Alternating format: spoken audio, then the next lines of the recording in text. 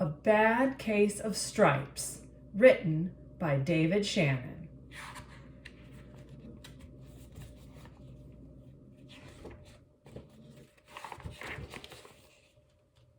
Camilla Cream loved lima beans, but she never ate them. All of her friends hated lima beans, and she wanted to fit in. Camilla was always worried about what other people thought of her. Today, she was fretting even more than usual. It was the first day of school, and she couldn't decide what to wear. There were so many people to impress. She tried on 42 outfits, but none seemed quite right. She put on a pretty red dress and looked in the mirror. Then she screamed.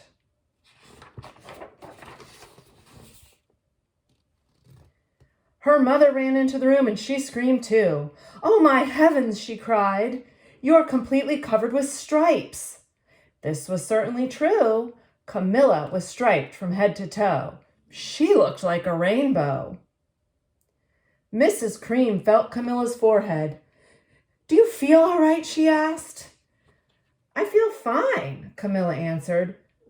"But just look at me." "You get back into bed right this instant," her mother ordered. "You're not going to school today." Camilla was relieved. She didn't want to miss the first day of school, but she was afraid of what the other kids would say, and she had no idea what to wear with these crazy stripes. That afternoon, Dr. Bumble came to examine Camilla. "Most extraordinary," he exclaimed. "I've never seen anything like it. Are you having any coughing, sneezing, runny nose, aches, pains, chills, hot flashes, dizziness, drowsiness, shortness of breath, or uncontrollable twitching?" "No," Camilla told him. "I feel fine." "Well then," said Dr. Bumble, turning to Mrs. Cream, "I don't see any reason why she shouldn't go to school tomorrow.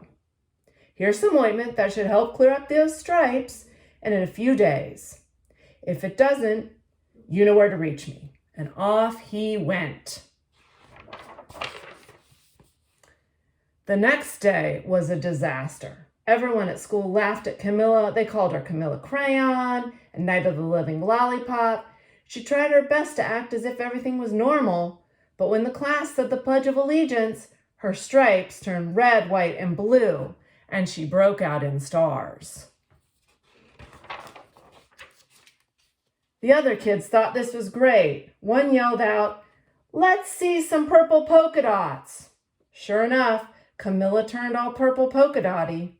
Someone else shouted, "Checkerboard," and a pattern of squares covered her skin.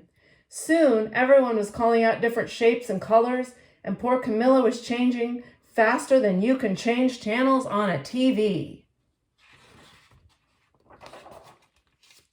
That night, Mr. Harms, the school principal, called.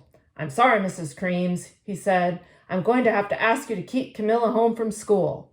She's just too much of a distraction, and I've been getting calls from the other parents. They're afraid those stripes might be contagious." Camilla was so embarrassed. She couldn't believe that 2 days ago everyone liked her, and now nobody wanted to be in the same room with her. Her father tried to make her feel better. "Is there anything I can get you, sweetheart?" he asked. "No, thank you," sighed Camilla. But she really wanted was a nice plate of lima beans. But she'd been laughed at enough for one day.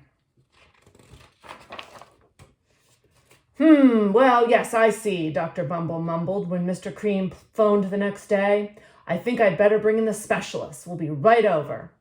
About an hour later, Dr. Bumble arrived with 4 people in long white coats. He introduced them to the Creams. "This is Dr. Grop, Dr. Sponge, Dr. Cricket, and Dr. Young." Then the specialist went to work on Camilla. They squeezed and jabbed and tapped and tested. It was very uncomfortable. "Well, it's not the mumps," concluded Dr. Grop. "Or the measles," said Dr. Sponge. "Definitely not the chicken pox," put in Dr. Cricket. "Or sunburn," said Dr. Young. "Try these," said the specialist. They each handed her a bottle filled with different colored pills. "Take one of each before bed," said Dr. Grop. Then they filed out the front door, followed by Dr. Bumble. That night, Camilla took her medicine. It was awful. When she woke up the next morning, she did feel different, but when she got dressed, her clothes didn't feel right. She looked in the mirror, and there, staring back at her, was a giant, multicolored pill with her face on it. Dr. Bumble rushed over as soon as Mrs. Cream called, but this time, instead of the specialist, he brought the experts. Dr. Gord and Mr. Mellon were the finest scientific minds in the land. Once again, Camilla was poked and prodded and looked at and listened to. The experts wrote down lots of numbers. Then they huddled together and whispered. Dr. Gord finally spoke. "It might be a virus," he announced with authority. Suddenly, fizzy little virus balls appeared all over Camilla. "Or possibly some form of bacteria," said Mr. Mellon. "Out popped squiggly little bacteria tails." "Or it could be a fungus," said Dr. Gord. Instantly, Camilla was covered with different colored fungus blotches. The experts looked at Camilla, then at each other. "We need to go over these numbers again back at the lab," Dr. Gord exclaimed. "We'll call you when we know something." But the experts didn't have a clue, much less a cure. By now, the TV news had found out about Camilla. Reporters from every channel were outside her house telling the story of the bizarre case of the incredible changing kid. Soon a huge crowd was camped out on the front lawn. The Creams were swamped with all kinds of remedies, from psychologists, allergists, herbalists, nutritionists, psychics, an old medicine man, a guru, and even a veterinarian. Each so-called cure only added to poor Camilla's strange appearance, until it was hard to even recognize her. She sprouted roots and berries and crystals and feathers and a long furry tail. But nothing worked. One day, a woman who called herself an environmental therapist claimed she could cure Camilla. "Close your eyes," she said. "Breathe deeply and become one with your room." "I wish you hadn't said that," Camilla groaned. Slowly, she started to melt into the walls of her room. Her bed became her mouth, and her nose was her dresser, and 2 paintings were her eyes. The therapist screamed and ran from the house. "What are we going to do?" cried Mrs. Cream. "It just keeps getting worse and worse," and she began to sob. At that moment, Mr. Cream heard a quiet little knock at the front door. He opened it, and there stood an old woman who was just as plump and sweet as a strawberry. "Excuse me," she said brightly, "but I think I can help." She went into Camilla's room and looked around. "My goodness," she said with a shake of her head. "What we have here is a bad case of stripes, one of the worst I've ever seen." She pulled a container of small green beans from her bag. "Here," she said, "these might do the trick." "Are they magic beans?" asked Mrs. Cream. "Oh my, no," replied the kind old woman. "There's no such thing. They are just plain old lima beans." "I bet you'd like some, wouldn't you?" she asked Camilla.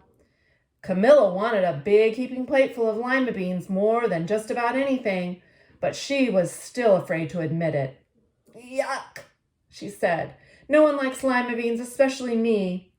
"Oh dear," the old woman said sadly. "I guess I was wrong about you."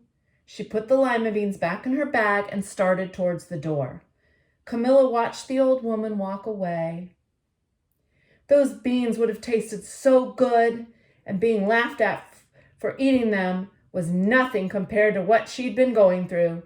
She finally couldn't stand it. "Wait," she cried. "The truth is, I really love lima beans." "I thought so," said the old woman.